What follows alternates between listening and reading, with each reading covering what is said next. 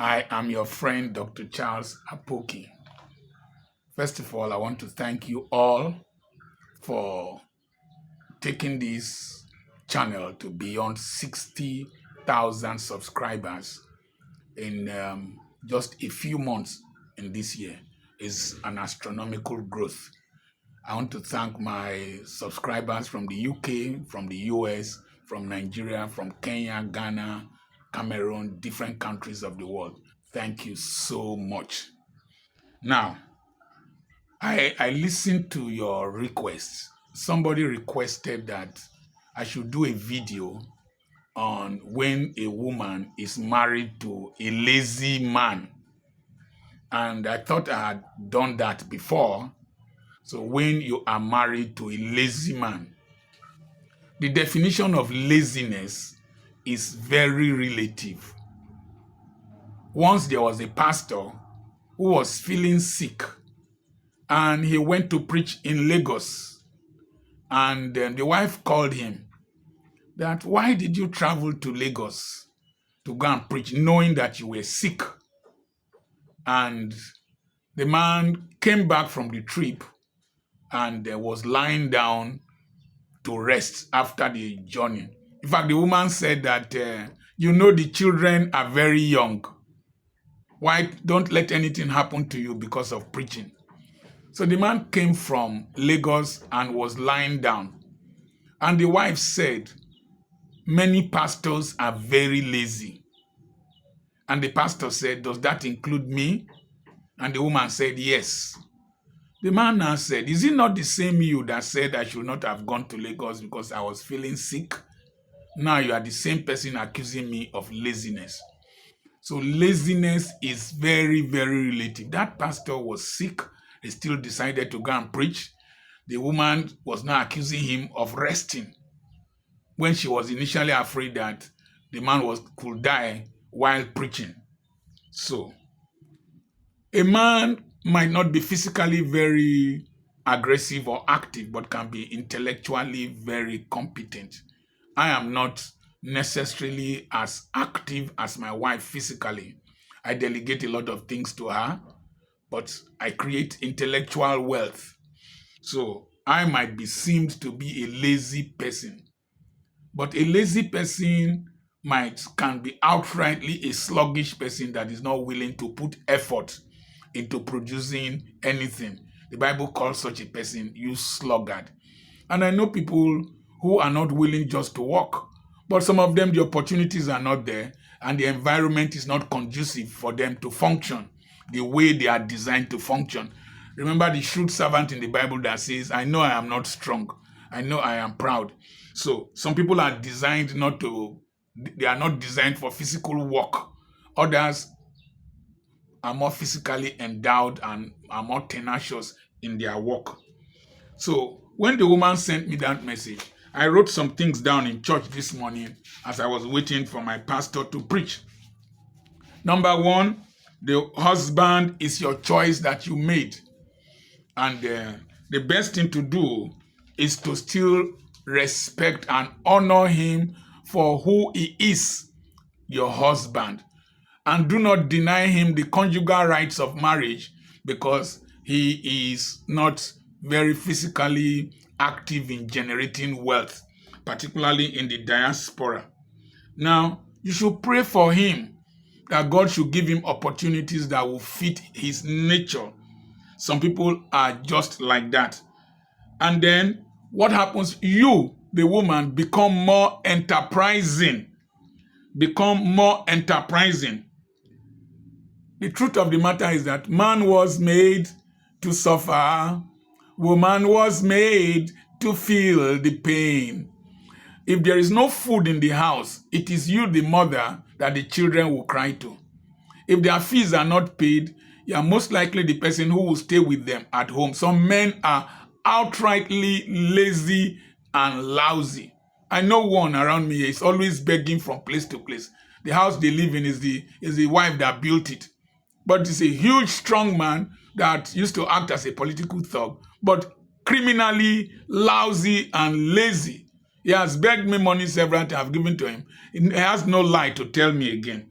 So But you, the woman, you will feel the pain. You will feel the pain in old age. Then, what do? I had to do some research. I went back to a story that I heard about angel fish. There's a fish called angel fish. They are usually in pairs or in a group of 5. Now, if the male among them dies, the biggest fish among them metamorphoses to become a female. The female fish among them metamorphoses to become a male fish, to play the role of a male in the family of fishes that are there. Madam, if you are married to a lazy husband, metamorphose, transform to become a male. You are a female son of God. I'm not talking about sex gender change.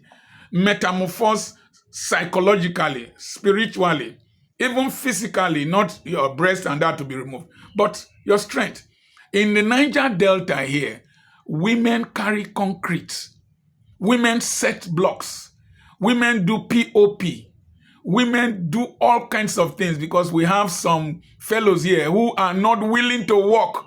They are willing to marry many wives, but they won't take care of the children. And the wives will say, my children will not be illiterate. They must go to school. My children cannot be left behind. They must learn a skill. So they do the work. They metamorphose. That system, that process of changing from a female fish to a male fish is called protogynous,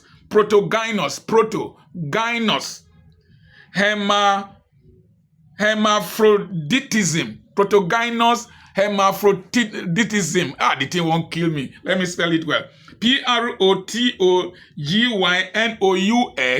Protogynous, protogynous, female.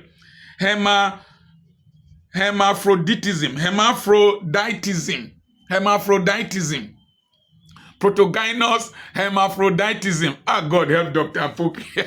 So, and there are different fish species that change. The clownfish can change from males to females if there is the need for females to produce eggs to be fertilized. The Kobudaya fish changes from females to males.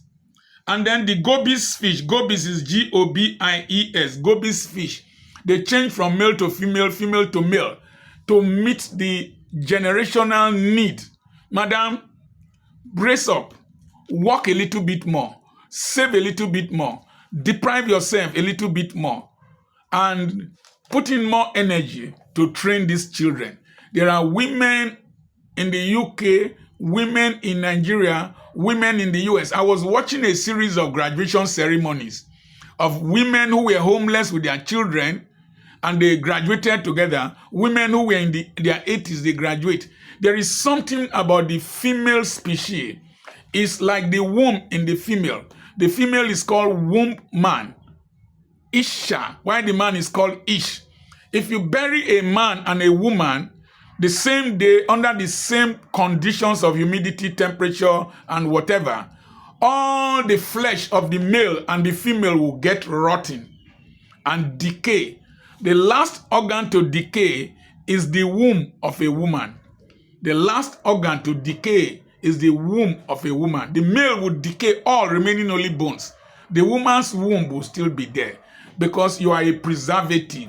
The womb can expand and carry up to 8 children like Mrs. Chukwu in the United States in 2020 or 2019 that delivered 8 children at once. The capacity of the female to expand, to accommodate stress and distress and challenges is unprecedented. So never underestimate the power of a woman. And there's a song, The Power of a Woman, that women can do a lot. I don't know the details of the song anymore. So please, madam, expand. And most likely, it is women that outlive men. And they are the ones that will eat the fruit of their labors. And during the First World War, it was found out that when men were shot and they were crying, they didn't cry daddy, they cried mommy. You are special, one way or the other, in the lives of your children. Don't let a lazy and a lousy husband make you to abandon your seed. Fight for your seed. Remember, Moses' mother, Jochebed, was the one who took the initiative to preserve Moses. What was the father doing? The sister was there. So women have this preservative instinct. Please, madam, don't give up. Still respect your husband. Still love him. Play the roles you're supposed to play, but metamorphose. God bless you. I'm your friend, Dr. Charles Apoki. I have a seminar coming up online. How to become a person of value and of high net worth. It was my mother-in-law that trained my wife, and she became a woman of value to me. When she lived with me for 5 years and she was old, I was washing her, cleaning her excrement, catheterizing her, taking care of her. It was when I traveled to Australia, they knew that I would not allow them carry her from me, that they took her away. And after some years, she died. But she was a woman of value to me. And she was rich. She left assets behind for her children. God bless you. Send a message to +234 7052136763, and I will send you information on how you can register for the online seminar and add you directly to the masterclass and the WhatsApp mentorship group. Our sisters in the diaspora, don't throw your husband away. The children might not say anything now, but they will always remember that, particularly your daughters. One day they will tell you, God bless you.